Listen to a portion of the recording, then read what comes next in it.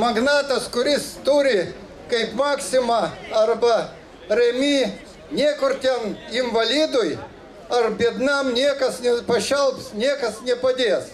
Kiek man teko matyti ir pačiam kartais tą patirti, turgavietėse visi žmonės yra nuoširdus, sąžiningi, dirbantis, o mūsų valdžia tai nieko verta.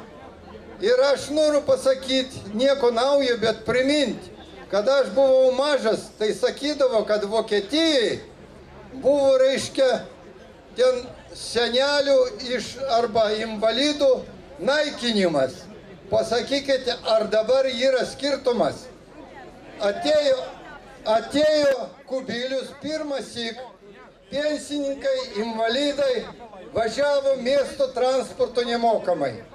Atėjo Kubilius, pakeitė.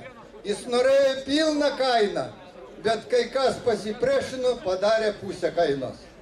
Antrąsyk buvo premjeras Paksas ir reikėjo Amerikos žydam atiduoti, reiškia, Mažeikių naftą. Jisai nepasirašė, iki paskutinės valandos išėjo. Atėjo po 2 dienų Kubilius, atidavė, nes mūsų visų pagaminta, visų darbo, jis neatkreipė į darbo žmonės, į žmonės, Lietuvos žmonės, atidavė ir tas prisimena. Visi rekavo tada, Ivaną prie vamzdžių neprileisim.